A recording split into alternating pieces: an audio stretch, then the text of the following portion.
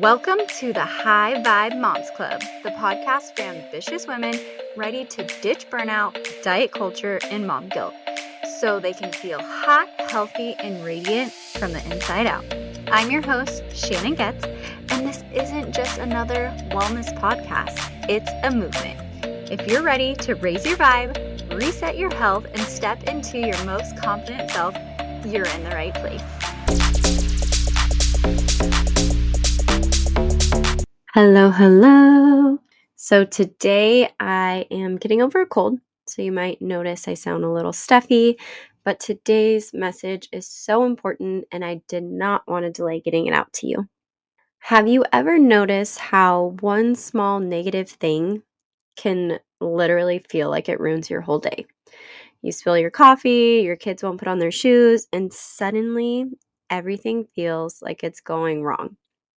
But what if it's not the circumstances making you spiral, but the thoughts that you keep feeding? This actually happened to me this morning. It was kind of a sweet moment. We got home from soccer. I just got a tea from Starbucks. And as soon as I walked in the door, I somehow dropped it.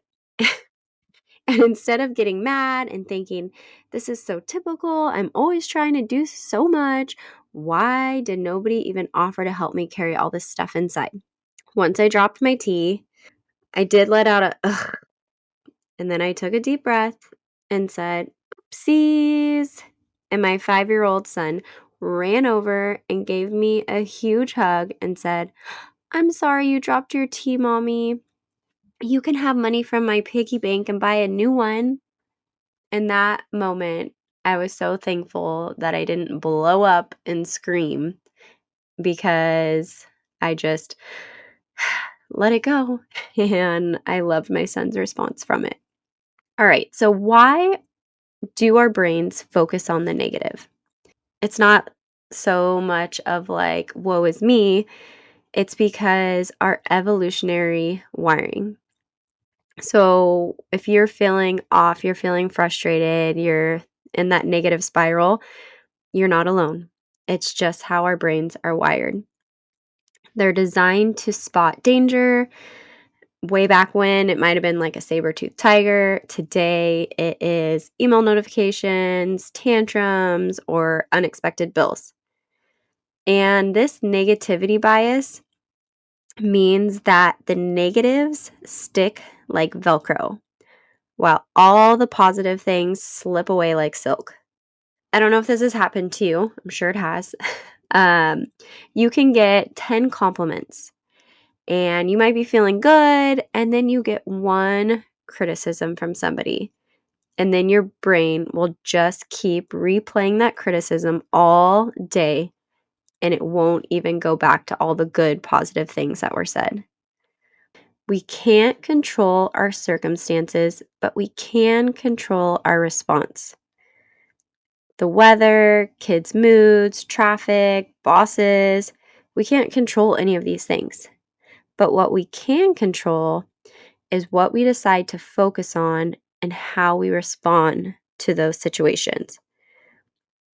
And a little bit of reframing for this morning, for example, when my tea spilled, instead of saying, ugh, this always happens to me, I reframed it and thought, this is just a moment. It is not my whole day. So, can you think of one moment from today or yesterday when you might have not responded the way you wanted to when something happened? Next time this frustrating moment strikes, try taking a deep breath in and think, how can I respond to this situation instead of just reacting? And with my engineering background, of course, my metaphor today has to do with a retaining wall. Each day you choose to respond differently, you place down one brick. And at first, it might feel small and insignificant, but brick by brick, day by day, you're building something strong and steady. And over time, that wall, your new mindset, keeps you grounded and secure even when life tries to flood you with all the stress. And so, just for clarification, I don't want you to think that we're going down this road of like toxic positivity. We are shifting our focus on positive thinking or intentionally choosing our actions and thoughts when something happens. We're not pretending that everything is perfect, because positive thinking doesn't mean ignoring the hard. It means choosing not to live in that negative. We want to get out of that victim mindset of poor, poor, pitiful me. Poor, poor, pitiful me. I don't know if you guys know that country song. Okay, so the mindset shift. This situation is hard and I am capable of handling it. And here are some practical ways that we can start to rewire our thoughts. First thing is we want to catch and replace. Notice a negative thought, then gently replace it with something truer or more empowering. For example, if you have a thought, you try something new. I'm so frustrated. I never get things right. Let's reframe that to I am learning and now I know what not to do next time. We also want to, like this morning, pause before reacting. Take 3 deep breaths in before responding to your kids, your spouse, an email, your supervisor. And if absolutely necessary, if you're at home, I've had to do this, been there, done that. Grab a pillow and scream into it.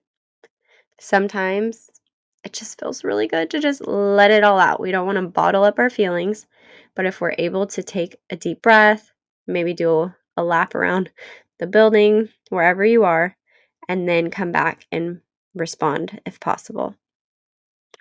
And then this one might feel like a bit of a stretch. So I try to do this first thing in the morning just to, get myself started on the right foot. And this is a gratitude reset. And I find it super effective if, as soon as I open my eyes, before I grab my phone, before I jump out of bed, I just name 3 things that I am grateful for in this moment to start off my day. Success isn't about doing extraordinary things. It's about small actions done consistently. Reading 20 minutes of personal development, moving your body, even a 10-minute walk, or choosing to respond calmly instead of reacting. These small choices will compound over time. And especially for things like the personal development or the movement goal, people will notice. And maybe the outside world will think it is some huge overnight transformation. But really, it's just brick after brick, choice after choice, building a life that feels solid and aligned. Consistent small steps, nothing crazy. And as you know, I do love some great action steps. So here are a few prompts that you can start right after this episode. So you could start to rewire your thoughts. So, question 1: what negative thoughts keep showing up for me lately? Write it down without judgment. It's all about awareness. Just write it down. Is this thought helping me become the mom or woman that I want to be? Why or why not? Reframe it.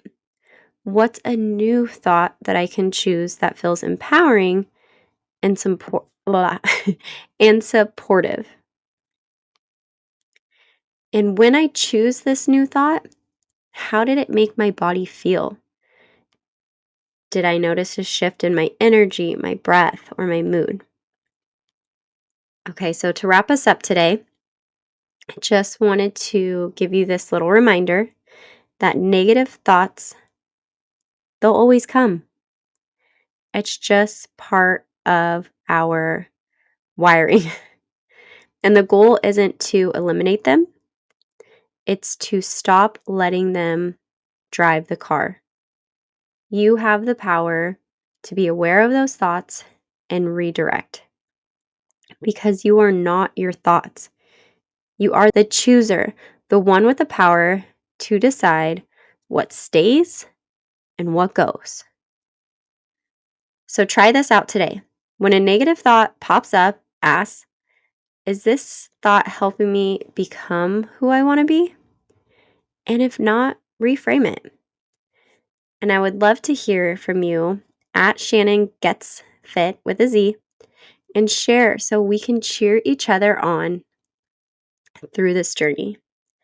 And if you have not done so already, please leave a review. I would love to hear from you. And this will help other mamas find the show and help them on their health journey too. Thank you so much for tuning in this week. I love you. I can't wait to hear from you. Please, please send me a DM. It's my favorite part is hearing all of the good things or even questions. Have a wonderful week, and I'll chat soon. Bye.